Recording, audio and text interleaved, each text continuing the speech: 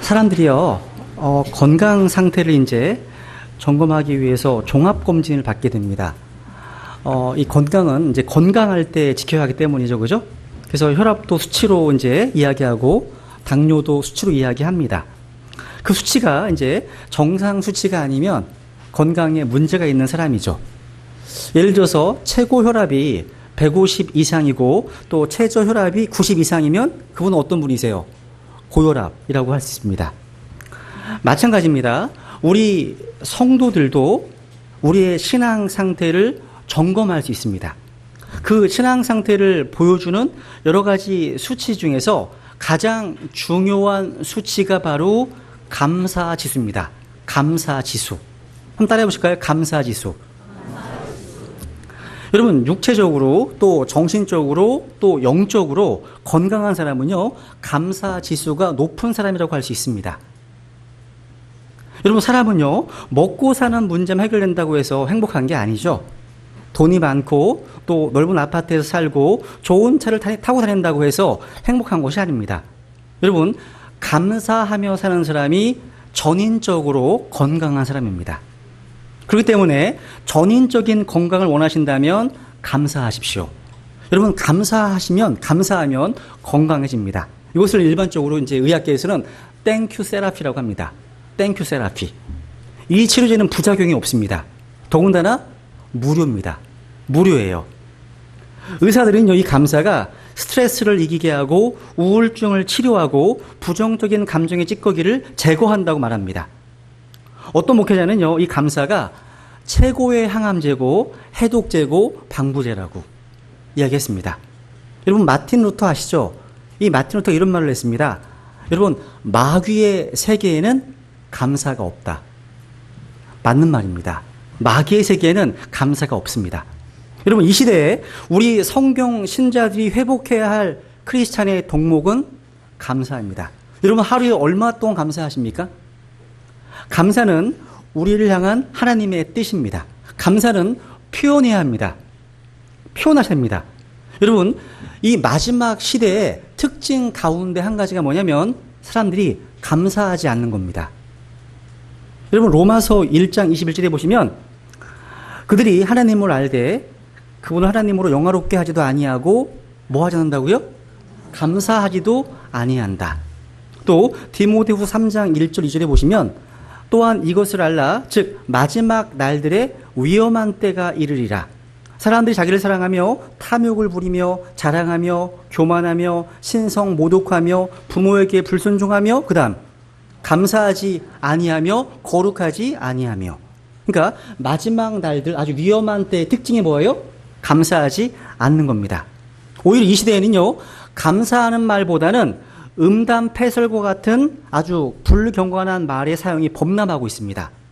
에베소서 5장에 보시면 오직 음행과 모든 부정한 것과 혹은 탐욕은 너희 가운데서 한 번이라도 그 이름조차 부르지 말라. 그것이 성도에게 합당하니라. 또한 추잡한 것이나 어리석은 이야기나 희롱하는 말 적합하지 아니하니 하지 말고, 그다음 뭐라고요? 오히려 감사하는 말을 하라. 이 감사하지 않는 이 마지막 시대에 살고 있는 우리 성경 신자들에게 주님께서는 모든 일에서 감사하라 명령하십니다. 이 감사라고 하는 단어, 이 gratitude라는 단어는요, grace, 은혜라고 하는 단어 같은 어원에서 나왔습니다. 여러분, 은혜를 입은 자만이 감사합니다. 은혜를 입은 자가 감사하는 거예요. 그래서 여러분이 감사하지 않으신다면 그것은 하나님을 불쾌하게 해드리는 겁니다. 여러분, 구원받은 그리스도인이 세상 사람과 가장 크게 다른 점이 있다면 감사합니다. 여러분, 감사하십니까? 차별성이 있으세요? 골로새서 3장 15절에 보시면 같이 읽어볼까요? 시작. 하나님의 화평이 너희 마음속에서 다스리게 하라. 너희도 그 화평에 이르도록 한 몸 안에서 부르심을 받았으니 감사하는 자가 되라. 감사하는 자가 되라 하십니다. 그래서 오늘 설교 제목은 모든 일에서 감사하라입니다. 오늘 이 본문 말씀은요, 그리스도인들에게 아마 널리 알려진 구절 중에 하나일 겁니다.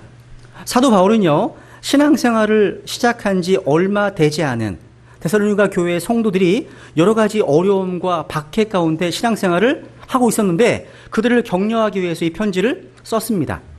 특별히 바울은요, 정상적인 그리스도인의 삶, 또 건강한 그리스도인의 삶이 어떠해야 하는지 함께 나누고 있는데 본문에서는 특히 감사의 근거와 감사의 이유와 감사의 내용을 말씀하고 있습니다.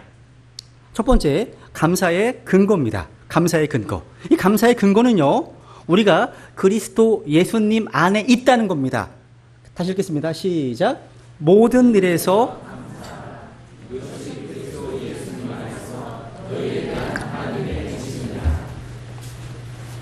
여기 우리가 그리스도 밖에 있었던 죄인들이었습니다. 근데 그리스도 예수님 안으로 들어왔다는 놀라운 사실이 우리의 감사에 있어서 하나의 근거가 된다는 겁니다.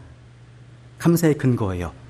아까 사도 바울 로마서 1장에서 구원받지 못한 자들의 특징을 열거하면서 그 중에 하나가 감사하지 않는 거라 기록하고 있습니다. 감사하지 아니하고 악의와 시기 가운데 서로 미워하며 살던 죄인들이 우리의 구원자이신 예수 그리스도 하나님의 친절과 사랑 때문에 구원받게 되었습니다. 그래서 감사하는 자가 되었다는 거죠. 그죠? 이것은 우리의 모든 감사가 우리의 죄들로 인해서 예수 그리스도께서 흘리신 보혈에 근거하고 있음을 보여주는 겁니다. 아까 찬양했잖아요. 주보혈 날 정결케 했다고. 그죠? 감사는 나의 죄들이 그분의 보혈로 이미 용서되었기 때문에 그 예수 그리스도의 보혈로 인해서 우리의 구원이 영원히 보장되기 때문에 가능한 것입니다. 그 놀라운 구원의 선물로 인해서 이제 이후에 닥치는 여러 가지 모든 상황에 대해서도 감사하는 자가 될 수 있는 겁니다. 여기 계신 분들은 모두가 다 예수 그리스도의 보배로운 피로 말미암아 거룩하신 하나님과 화평을 이루셨습니까? 하나님과 화평. 모두가 다 그리스도 예수님 안에 계십니까? 그렇다면 이제 이후에 여러분에게 닥치는 모든 일들을 그리스도 예수님 안에서 바라보십시오. 그러면 모든 일에 감사할 수 있습니다. 여러분, 삶을 바라보는 시각에는요, 이제 두 가지가 있습니다. 하나는 내가 처한 환경과 우리를 둘러싼 상황을 통해서 우리의 삶을 바라보는 시각입니다. 우리가 처한 상황이 좋지 않을 때 어떠세요, 여러분? 답답합니다. 답답해요. 그것은 결코 믿음의 관점도 아니고 좋은 관점도 아닙니다. 여러분, 이스라엘 백성들이 그런 관점에 있었기 때문에 항상 불평 제조업자의 삶을 살았음을 보게 됩니다. 항상 불평했죠. 그러니까 주님의 인도하심에 믿음으로 순종하지 못했죠. 그죠? 근데 그리스도 예수님 안에서 믿음으로 인생을 바라볼 때는 다릅니다. 이것이 두 번째 시각입니다. 달라요. 여러분은 그리스도 예수님 안에서 자신의 삶을 보고 계십니까? 여러분, 신약 성경에서 가장 많이 나오는 단어가 뭔지 아세요? 전치사 in입니다. in. 안에. in이라는 단어예요. 바울 서신에서 가장 자주 사용되는 표현이 바로 그리스도 예수님 안에서입니다. in. 안에서입니다. 안에서. 바울이 이 표현을 자주 사용하는 이유는 뭐냐면 자기 자신이 그리스도 예수님 안에서 구원을 받아서 새로운 창조물이 되었기 때문입니다. 바울은 어느 날 예수님을 만나면서부터 하나님께서 죄인이었던 자신을 그리스도 예수님 안에서 받아주셨음을 체험하게 되었습니다. 그리스도 예수님 안에서 하나님의 사랑을 발견했고 새로운 삶의 목표를 발견했습니다. 또 그리스도 예수님 안에서 썩지 않고 더럽지 않고 사라지지 아니하는 놀라운 상속 유업이 준비되어 있습니다. 우리에게요. 우리는 영적으로 백만장자예요. 이미요. 어마어마한 부자입니다. 그게 안 보이니까 이렇게 되는 거예요. 이게 안 보이니까. 여러분, 그리스도 예수님 안에서요, 하나님께서 우리의 삶을 날마다 인도하십니다. 우리의 상황과 환경은 날마다 변할 수 있습니다. 달라질 수 있어요. 내 주변의 사람들도 언제 어떻게 달라질지 몰라요. 근데 그 모든 것이 다 변해도 변하지 않는 것은 바로 내가 그리스도 예수님 안에 있다는 상황입니다. 이건 안 바뀌어요. 여러분이 현재 지금 내가 구원받는 것보다 더 뭔가 설레게 하는 뭔가가 있다면 타락한 겁니다. 타락한 거예요. 이 그분 안에서, 예수님 안에서 하나님의 선하심과 긍휼하심이 변하지 않고 끊이지 않음을 믿습니다. 이것이 모든 감사의 기본이고 감사의 시작이고 감사의 근거입니다.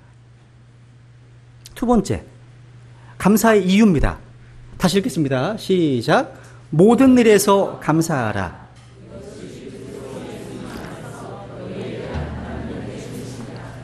여기서요, 여기 보세요. 모든 일에서 감사하라.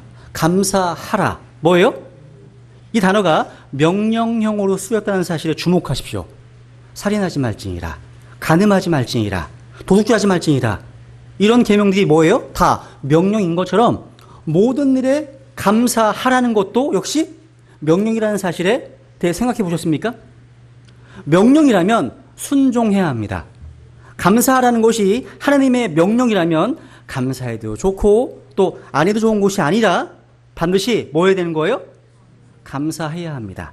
날마다 매 순간 매일 감사해야 합니다. 즉 사도 바울은요, 감사하라고 하는 명령을 통해서 우리에게 의지적인 순종을 요청하고 있는 겁니다. 그러니까 감사하는 삶이야말로 하나님께서 우리에게 기대하신 삶의 모습이라는 사실을 알 수 있습니다. 그런데 여러분, 우리 주위에는 감사하라는 하나님의 명령에 순종하지 못하게 만드는, 즉 감사의 삶을 방해하는 것들이 많이 있어요. 몇 가지만 살펴볼게요. 첫 번째, 뭐예요? 반복되는 일상적인 삶 때문에 감사하지 못합니다. 이게 무슨 말이에요? 우리 오늘 아침에요, 새벽이 밝아왔기 때문에 내일도 또 새벽이 밝아올 것이라고 생각합니다. 오늘 내 생명이 붙어있기 때문에 내일도 당연히 이 땅에 살고 있을 것이라고 생각합니다. 사실은 그렇지 않을 수도 있는 말입니다. 이 삶의 일상성 때문에 우리는 감사와 감격을 잃어버린 채 삶을 살고 있습니다. 여러분, 일상의 평범함이 얼마나 소중한지 모릅니다. 제가 어제 태안에 갔어요. 바닷가를 봤습니다. 모임 끝나고 나서. 저는 너무 감격이 돼요. 감격이 돼요. 멍하니 보게 돼요. 내가 월요일마다 매일 여기 나오고 싶다. 여기서 묵상하고 싶다. 그랬더니 김진영님께서 매일 보는 거라 우리는 뭐 이러시더라고요. 이게 일상이 돼버린 거죠. 일상이요. 일상이요. 그러니까 여러분, 일상의 평범함이 얼마나 소중한 감사한 것인지 알려면 한번 그 일상의 삶이 깨져버리고 나면, 사고가 터지면 그때서야 깨닫게 됩니다. 이게 우리 인간의 어리석음입니다. 여러분, 건강을 잃어봐야지 건강의 가치를, 그 소중함을 깨닫게 되잖아요. 여러분, 아이들이 아침에 학교 가잖아요. 그죠? 학교에 보냅니다. 근데 오후에 돌아옵니다. 감사하십니까? 안 돌아올 수도 있거든요. 안 돌아올 수 있습니다. 또 버스나 자동차로 남편이 또 아내가 출근했다가 건강한 모습으로 퇴근할 때 여러분 감사하십시오. 감사하십시오. 여러분, 매일 먹는 음식, 매일 먹는 간식들, 저는 바리스타 먹으면서 감사합니다. 항상 감사합니다. 감사합니다. 그리고 여러분, 대현이와 평일에 집 근처에 있는 그 잔디밭에서 딱지치기 하면서 감사합니다. 이게 항상 있는 게 아니거든요. 제가 크면 저랑 딱지 안 칠 거거든요. 사람들이 이상하게 봐요. 다 큰 어른이 애하고 딱지를 치고 있으니까. 그러니까 이렇게 매일 반복되는 일상적인 평온한 삶들이요, 얼마나 감사하고 귀한 일인지 깨닫고 감사하게 됩니다. 여러분, 제가 군대에서요, 이제 기본 군사 훈련을 받을 때 그런 일상적인 것들이 얼마나 소중한 건지 깨닫게 됩니다. 아마 내일 군대 가는 양형제도 많은 걸 깨닫게 될 겁니다. 어떤 분들은요, 자동차가 지나갈 때마다 할렐루야, 할렐루야 이렇게 외치는 분들이 계시더라고요. 그분이요. 왜 그렇게 하시냐고 여쭤봤더니 그 자동차가 나에게 추돌하지 않기 때문에 할렐루야 하는 거래요. 대단하다, 이분. 감사한 거래요, 그게요. 그래서 막 지나가면 할렐루야, 할렐루야 막 그러시더라고요. 이게 좀 이상해, 약간. 근데 그 마음은 이해가 가요. 그 마음 자체는 이해가 가요.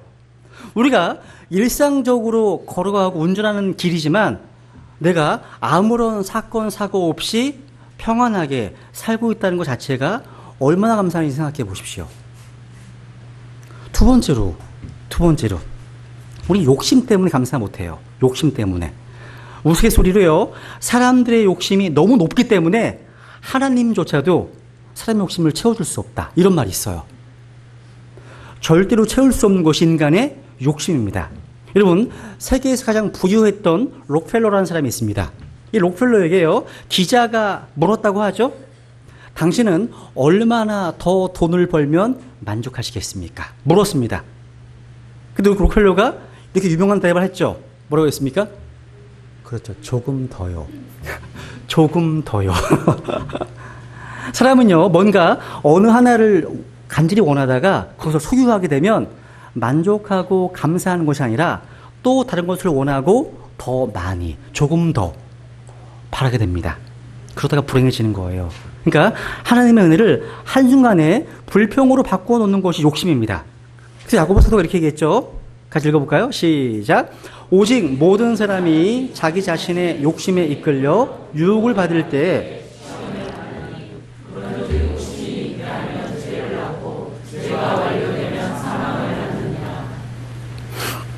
욕심이 인태하면 뭘 낳는다고요? 죄를 낳습니다. 죄를 낳습니다.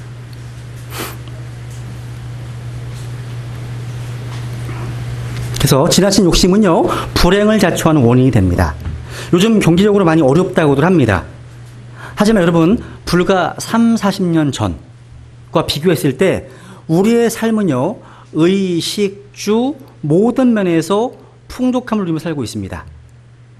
승용차가 다 있으시잖아요. 그죠? 스마트폰도 다 있으십니다. 그죠?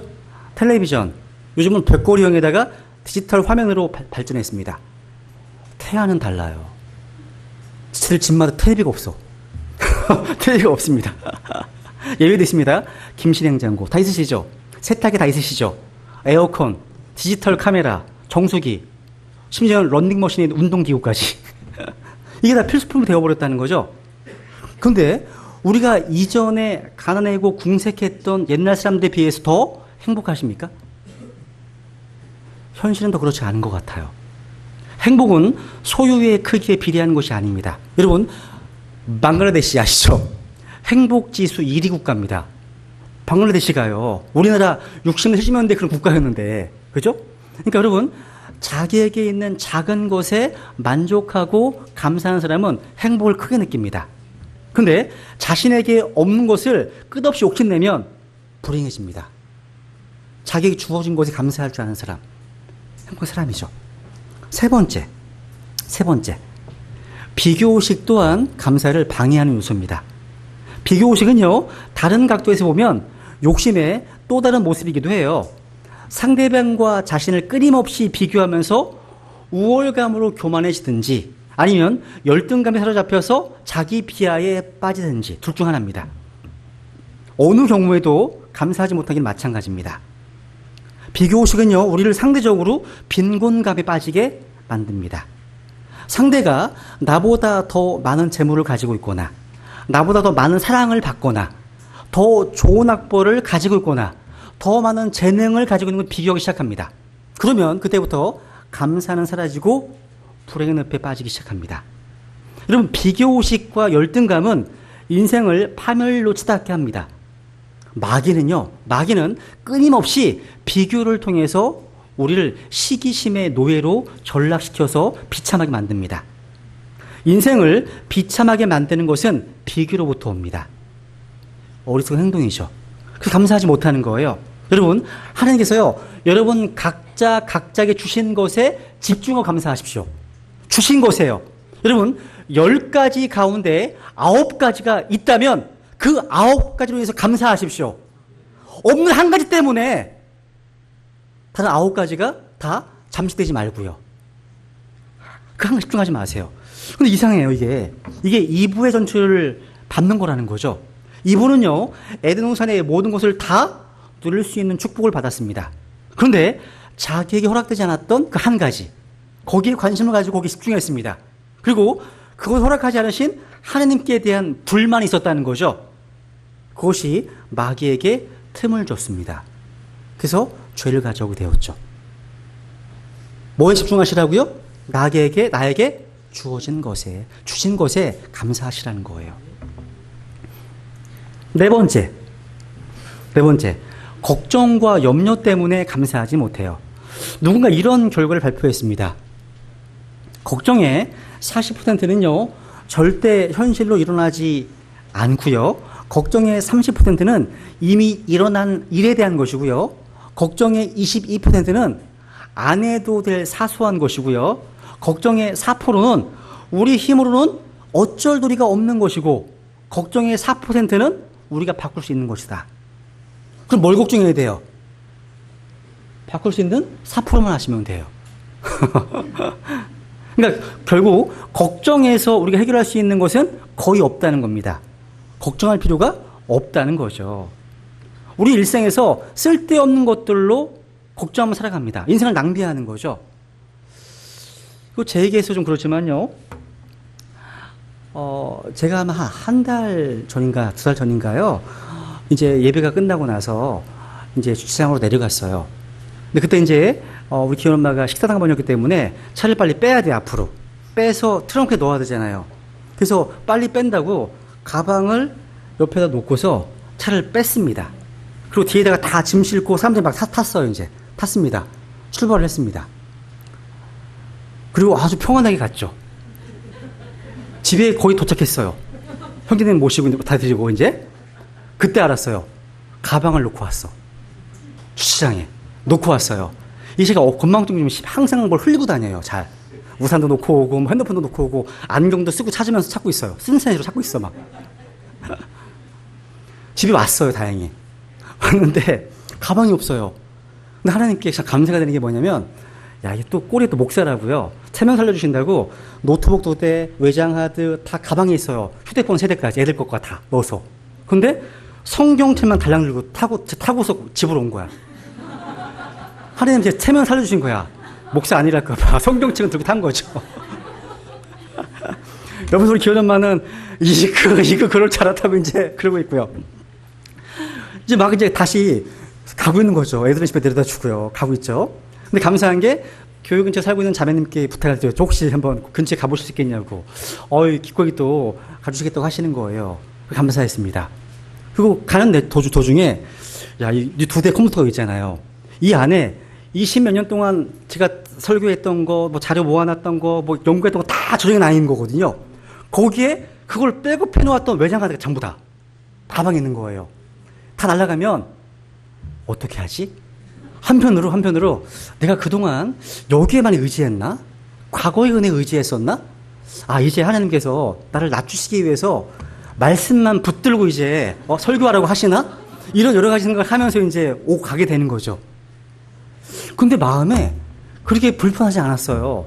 마음에 평안했어요. 가면서. 이런 것들이, 그러니까 나의 모든 상황이 우연이 아니거든요. 우연이 아니에요. 비록 저의 건방증 때문에 그런 거지만 우연이 이따 공부하죠. 우연이 아니거든요. 그래서 감사하게 좀 찾아보니까 감사할 게 많더라고요. 이런 거예요. 그러니까 이거는 제가 걱정해서 될 게 아니에요. 바뀔 게 없잖아. 놓고 온 거 내가 이미 이뤄진 사건인데 걱정해서 의미가 없잖아요. 다시 갈 뿐이잖아요. 그래서 뭐 주님 다시 찾게 해주시면 뭐 감사한 거고, 그렇지 않다 할지라도 제가 회개하면 되는 거고. 근데 막상 갔는데 지켰는데 우리 자매님이 그러시더라고요. 찾으셨어요. 근데 눈에 잘 안 띄는 곳이 있더래요. 그러니까 주차 옆에 큰 기둥이 있었죠. 그 기둥에다 놓고 이제 가버린 거예요, 제가요. 그러니까 잘 안 보이는 거였죠. 누군가 이걸 발견했으면 대박이었어요. 제 지갑부터 해서 노트북 2대에다 휴대폰 3개 엄청 많았거든요. 그런데 이거 참 잘 안 보이는데 그래서 감사하더라고요. 이런 것들. 그러니까 여러분 걱정해서 바뀔 게 별로 없다는 거예요. 그런 의미가 없다는 거죠. 그래서 성경에는 이렇게 말씀하시죠. 마태복음 34절에 보시면 같이 읽어볼까요? 시작. 그러므로 내일을 염려하지 말라. 내일이 자기 것들을 염려할 것이요 그날의 악은 그날의 족하니라. 주님이 말씀하신 겁니다. 여러분 이 말씀은 미래의 일을 앞당겨서 염려하지 말라는 겁니다. 너무나 많은 분들이 앞당겨서 염려를 해요.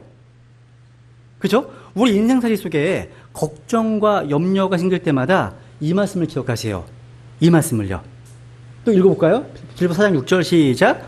아무것도 염려하지 말고 오직 모든 일에서 기도와 간구로 너희가 요청할 것들을 감사와 더불어 하나님께 알리라. 아무것도 염려하지 말라. 이건 명령입니다. 염려하는 것은 죄입니다. 염려하지 말라. 염려할 시간에 뭐 하라는 거예요, 지금? 기도하십시오. 기도하십시오. 이전에요, 제가 읽은 책 중에 제가 읽으면서 배꼽 잡으면서 그 읽은 글이 있어서 아시는 분 있으실 거예요. 제가 이 글을 읽고 한참 웃었거든요. 여러분, 대머리도 하나님께 감사해야 할 6가지 이유라는 글이 있었습니다. 여기에 아마 그럴 가능성이 있는 분도 아마 계실지 모르겠습니다. 잘 들어보세요. 보시면 이 대머리가요, 여성에게는 거의 없는 현상입니다. 그래서 모든 여성은 감사해야 합니다. 저 남자예요, 남자. 또 하나님의 사랑을 많이 받은 자가 대머리가 됩니다. 날마다 앞 이마를 쓰다듬어 주시기 때문입니다, 하나님께서. 또 대머리인 사람은요, 얻어먹고 사는 사람이 없대요. 여러분, 대머리로 구걸하는 사람 보셨어요? 전 본 적이 없어요. 그리고 비교적 목회자들이요, 대머리가 되는 사람이 많대요. 저는 예외입니다, 예외. 대머리가 아니에요. 엘리사도 대머리였죠. 그리고 비누와 샴푸와 물을 상당히 절감할 수 있습니다. 이 감사한 거죠. 6번째, 하나님을 편하게 해드립니다. 주님은 날마다 우리 머리카락까지 세시기 때문이죠. 없으니까 감사할 거 아니에요? 여러분, 대머리에도 이렇게 감사 조건이 많이 붙는다면 우리 인생에서 감사하지 못할 것이 무엇이 있을까요? 결국 생각의 차이가 감사를 만듭니다. 여러분, 저 수십억 대 부자예요. 여러분, 머리카락 한 올 심는데 10,000원입니다. 10,000원이에요. 100개를 심으면 100만 원이고 1000개를 심으면 1000만 원입니다. 1000개를 심어봐요. 머리에 표시도 하지 않는다고 그래요. 보통 사람의 머리카락 숫자가 약 20만 개입니다. 20만 개. 1000개 심어봐야 한 기퉁이밖에 되지 않습니다. 그러니까 머리 전체를 다 심으려면 머리카락 값만 얼마인지 아세요? 20억에 20억. 여러분 20억 부자신 거 아세요? 이빨까지 생각해 보세요. 하나 임플란트 하는데 200만, 300만 원이잖아요. 30개 곱해보세요. 이거 엄청 부자예요, 여러분. 그러니까 머리카락만 제대로 있어도 20억 부자가 되는 셈이니까 이 감사하지 않을 수 있겠습니까? 주님께서는요, 모든 일에서 감사하라 말씀하십니다. 이것이 하나님의 뜻이라고 말씀하셨습니다. 그런데 많은 그리스도인들이요, 감사하라는 주님의 말씀에 믿음으로 반응하기보다는 자기의 느낌이나 감정에 따라서 인생을 살고 있다는 겁니다. 그러면 감사한 삶을 살 수가 없습니다. 모든 일에 감사하라는 하나님의 명령에 순종하지 못하는 죄악된 삶을 살게 됩니다. 내 느낌이 어떠하든지 간에 자신을 부인하고 내가 처한 답답한 환경과 상황이 나의 이성과 생각으로 이해가 되든 안 되든 간에 모든 일에 감사하는 주님의 말씀에 믿음으로 순종했을 때 우리는 크나큰 복을 받게 됩니다. 하나님의 복이 있어요. 영적으로 성장하게 됩니다. 그래서 여러분, 설교의 황태자라고 하는 찰스 스펄전 목사님께서 이런 말을 했죠. 불행할 때 감사하면 불행이 끝이 나고 형통할 때 감사하면 형통이 연장된다. 설교하신 거예요, 이분이요. 또 감사가 더 큰 축복을 가져온다고 얘기합니다. 그래서 스펄전은 한마디 더 붙입니다. 촛불을 보고 감사하면 전등불을 주시고 전등불을 보고 감사하면 달빛을 주시고 달빛을 보고 감사하면 햇빛을 주시고 햇빛을 보고 감사하면 하늘을 주십니다. 그렇습니다, 여러분. 감사하면 더 큰 복을 받게 됩니다. 감사하면요. 오늘 여러분의 가정과 삶의 환경이 자신의 느낌으로는 도저히 감사할 수 없는 상황에 처해 계십니까? 그렇다면 그런 답답한 환경 속에서도 자신을 부인해 보세요. 모든 일에서 감사하라. 이 말씀에 순종해 보세요. 의지적으로. 순종해 보세요. 나의 느낌과 이성은 도저히 감사할 수 없지만 이 말씀을 믿기 때문에 믿음으로 순종하겠습니다. 저의 남편과 저의 아내가, 저의 자녀가, 저의 직장 상사가 못마땅하더라도 이 말씀에 순종해서 감사하겠습니다. 이것이 바로 하나님께서 여러분에게 기대하시는 겁니다. 기대하시는 거예요. 그래서 여러분, 히브리 13장에 보시면요, 하나님께서는요, 이 감사를 희생물의 하나로 부르십니다. 아주 기뻐하신다고 말씀하십니다. 네 번째로 이제 감사의 내용입니다. 이거 보세요. 모든 일에 감사하라. 모든 일에서 감사하라. 말씀하시네요. 여러분, 모든 일에 감사한다는 것은 내가 어떤 형편에 처하든지, 무슨 일이 있든지, 무슨 일이 일어나도 감사하라는 말입니다. 한마디로 인생의 양지에서도 또 인생의 음지에서도 동일하게 감사하라는 겁니다. 인생의 기쁨과 즐거움뿐만 아니라 슬픔과 괴로움 가운데서도 또 답답함 가운데서도 뭐라는 거예요?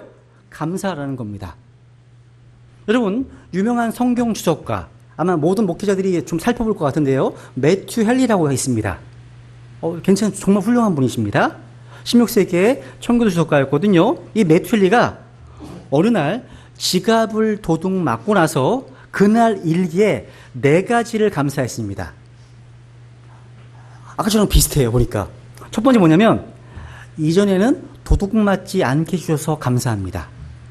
두 번째, 도둑 맞은 거, 잃어버린 것이 지갑이지 내 생명이 아닌 것으로 감사했습니다. 세 번째, 많은 돈을 잃지 않아서 감사합니다.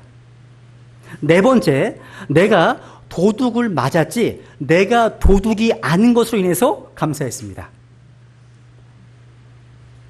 여러분, 이런 거예요, 이런 거. 제가 어제요, 태안을 이제 구원 모임 갔다가 온 후에요, 이제 집에 이제 주차를 하고서 들어갔어요. 그리고요, 오늘 아침에 이제 일찍 내려와서 차를 탔는데, 차 안에 모기가 무척 많은 거예요. 모기가. 차에 모기가 어떻게 많지? 그랬더니 먼저 차에 탔던 상인이가 하는 말이에요. 또 저희 잠깐망증이에요. 아빠, 오른 창문 다 내려가 있었어. 창문에 내려간 상태에서 들어간 거예요, 집으로. 이상하게 옆에 산이니까 모기가 다 들어와 있는 거예요. 참. 이렇게 문이 열린 상태로 주차가 되어 있었던 거죠, 하루 동안요. 그런데 아무렇지도 않도록 지켜주신 것 감사했습니다. 지켜주셨거든요. 여러분, 세상을 살다 보면 불쾌한 일을 당하기도 하고 달갑지 않은 환경을 경험하기도 합니다. 또 고통스러운 삶을 경험하기도 합니다. 그런데 성경은 그런 것에 대해서도 뭐라는 거예요? 감사하라고 말씀합니다. 여러분, 데살로니가 이 교회가 바울에게서 이 편지를 받을 무렵 그 교회는 마침 환난과 시험의 한복판에 서 있었습니다. 그래서요, 이 편지에는 환난이나 고난이라는 단어가 유난히 자주 등장합니다. 많은 고난 속에 고난과 치욕, 많은 치욕, 고난, 환난, 모든 고난과 곤경, 이렇게 많이 나와요. 이런 말씀들을 통해서요, 우리는 데살로니가 교회가 당하고 있는 어려움이 어느 정도였는지 대충 짐작할 수가 있습니다. 그럼에도 불구하고 바울서는요, 그들에게 편지를 쓰면서 오늘 여러분이 처한 고난의 환경 속에서도 또 이 싫은 환경 속에서도 뭐 하라는 거예요? 감사하라고 말하고 있습니다. 이게 어떻게 가능할까요? 이게요? 모든 일에 하나님의 뜻이 있다는 사실을 참으로 믿을 수만 있다면, 그리고 이 사실을 참으로 받아들일 수만 있다면 우리는 어떤 상황에서도 감사할 수 있는 겁니다. 여러분, 우리 구원받은 그리스도인들의 삶은 결코 우연이나 운명으로 설명하지 않습니다. 우리의 삶은 결코 운명이 아니고 우연도 아닙니다. 다 하나님의 계획과 섭리 가운데 있습니다. 적어도 여러분, 그리스도의 삶은 하나님의 손 안에 있습니다. 하나님의 뜻 안에 있습니다. 그래서 요한복음 10장에 보시면 영원한 생명을 받은 그리스도인들은요, 아버지의 손 안에 있다고 말씀하십니다. 이걸 믿으십니까? 그 하나님께서요, 우리의 삶에 궁극적인 선을 위해서 우리에게 닥치는 모든 것들을 준비하고 계심을 믿지 않으시겠습니까, 여러분? 지금 당장 우리가 처한 환경이 고통이고 고난입니다. 어둠이고 불행입니다. 근데 결국은 이 모든 일이 합력해서 선을 이룰 것을 믿을 수 있는 겁니다. 하나님이 다 통제하고 계시거든요. 하나님이요. 그래서 로마서 8장 28절, 아주 유명한 말씀이죠. 읽어볼까요? 시작. 우리가 알거니와 하나님을 사랑하는 자들, 곧 그분의 목적에 따라 부르심을 받은 자들에게는 모든 것이 합력하여 선을 이루느니라. 모든 것입니다. 좋은 것만이 아니에요. 모든 것이 합력선을 이룬다. 그렇습니다. 감사할 수 없는 오늘의 아픔과 상처, 고통에도 불구하고 이 모든 것은 마침내 합력해서 하나님의 뜻을 이루고 말 것입니다. 이런 믿음이 있을 때 우리는 모든 일에 감사할 수 있는 겁니다. 우리를 둘러싸고 있는 상황이 어떠하든 우리는 모든 일에 감사할 수 있습니다. 그래서 에베소 5장 20절 같이 읽어볼게요. 시작.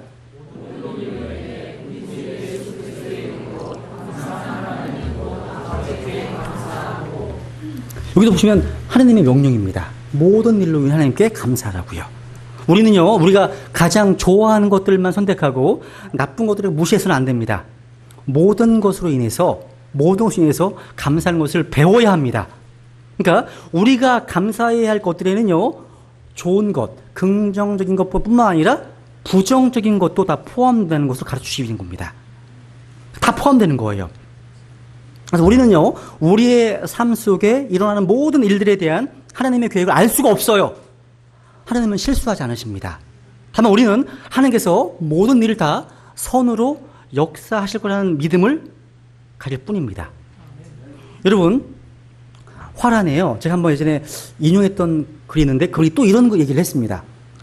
화란의 코리텐 붐이라는 할머니에 대해서 한번 들어보셨습니다. 그죠? 이번엔요, 주는 나의 피난처, 하이딩 플레이스라는 이 책을 쓰셨거든요. 영어로도 소개된 바가 있습니다. 지금 세상을 떠나셨습니다. 여러분, 이 책에 어떤 내용이 나오냐면, 이분은 나치가 기승을 부릴 당시에 이분의 가족은 유대인들을 숨겨두다가 발각되었습니다. 그래서 온 가족이 감옥에 갇히게 되었습니다. 근데 이 콜이라고 하는 이분에게 메시라고 하는 언니가 있었는데, 이분이 아주 뛰어난 믿음의 사람이었습니다. 콜이는요, 자기 언니를 지켜보면서 신앙을 배웠고 삶을 배웠습니다. 그 언니 베시는요, 자기를 둘러싼 상황이 어떠하든지 간에 상관없이 언제나 감사하는 감사의 사람이었습니다. 이 베시의 감사의 삶은요, 감옥에서 절정을 이룹니다.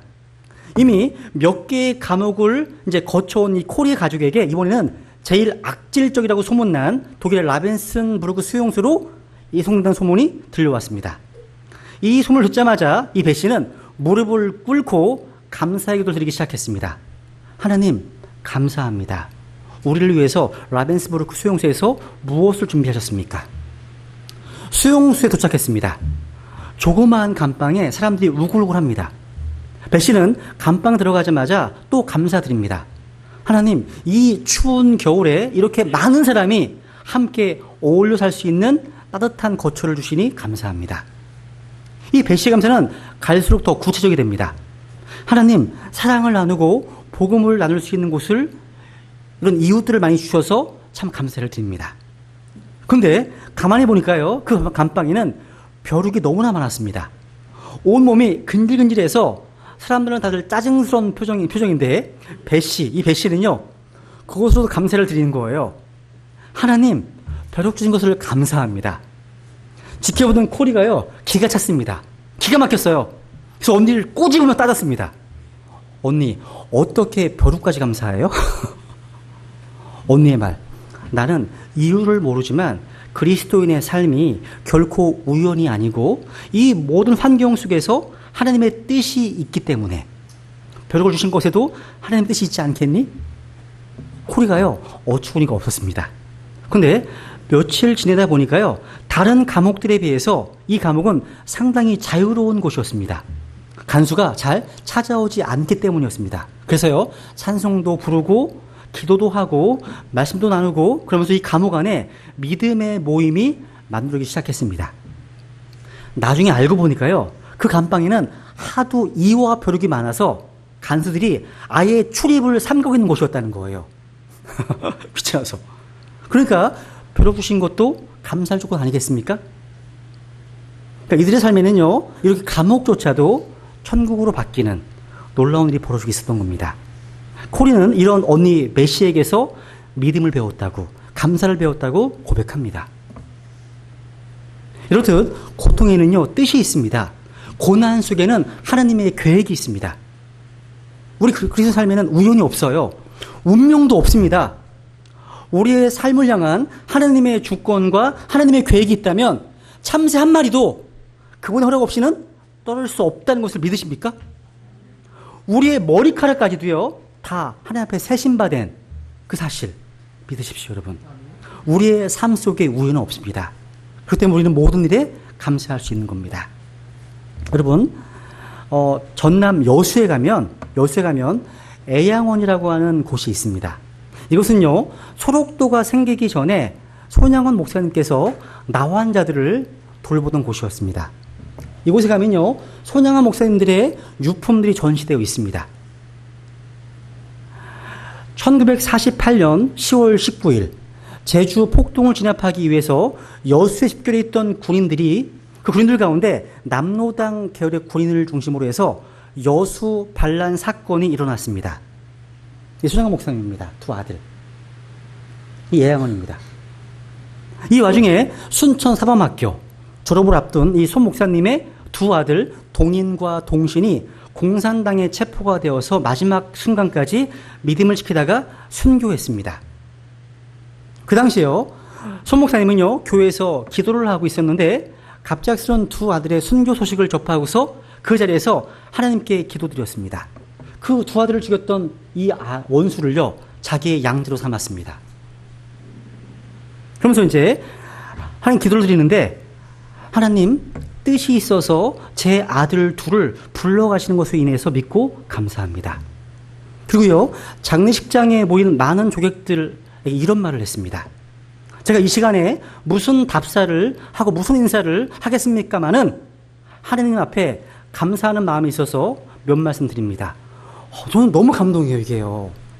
이게 하나님이 하신 게 아니면 이게 가능할까 할 만큼. 손 목사님의 9가지 그 감사 기도입니다. 읽어드릴게요. 첫째, 나 같은 죄인의 혈통에서 순교의 자식들이 나오게 하셨으니 하나님께 감사합니다. 둘째, 허다한 많은 성도들 중에 어찌 이런 보배들을 주께서 하필 내게 맡겨주셨는지 그 점 또한 주께 감사합니다. 셋째, 삼남 삼녀 중에서도 가장 아름다운 두 아들 장자와 차자를 바치게 된 나의 축복을 하나님께 감사합니다. 넷째, 한 아들의 순교도 귀하다 하거늘 하물며 두 아들의 순교일이요 하나님께 감사합니다. 다섯째, 예수 믿다가 누워 죽는 것도 큰 복이라 하거늘 하물며 전도하다 총살 순교당함이디요 하나님 감사합니다. 여섯째, 미국 유학 가려고 준비하던 내 아들, 졸업하자마자 유학 가려고 했나 봐요. 내 아들 미국보다 더 좋은 천국에 갔으니 내 마음이 안심되어 하나님 감사합니다. 일곱째, 나의 사랑하는 두 아들을 총살한 원수를 회개시켜서 내 아들을 삼고자 하는 사랑의 마음을 주신 하나님께 감사합니다. 하나님 주셨다는 그 마음을 주셨다는 거예요. 여덟째, 내 두 아들의 순교로 말미암아 무수한 천국의 아들들이 생길 것이 믿어지니 우리 하나님께 감사합니다. 아홉째, 이 같은 역경 가운데서 이상 8가지 진리와 하나님의 사랑을 찾는 기쁜 마음, 여유 있는 믿음 주신 우리 주 예수 그리스도께 감사합니다. 이게 감사 제목이었어요. 눈물 바다였습니다. 두 아들 장례 예배 때 아버지 손양원 목사님의 감사의 답사로요, 눈물 바다를 이루었습니다. 목사님은요, 슬퍼하는 기색 없이 장례 행렬 맨 앞에서요, 영광일세, 영광일세, 내가 누릴 영광일세, 이런 찬송을 불렀습니다. 실제요. 그리고 장례식장에서 하느님 앞에 감사 헌금을 드렸습니다. 그 헌금 봉투가 애양원의 유품으로 전시되어 있는데 그 봉투에는요, 이런 글귀가 쓰여 있습니다. 두 아들의 순교를 감사하며 1만 원, 손양원. 당시 손 목사님의 사례비는요, 고작 80원이었습니다. 이것이 우리에게 감사의 모범이 아니겠습니까? 기도하겠습니다.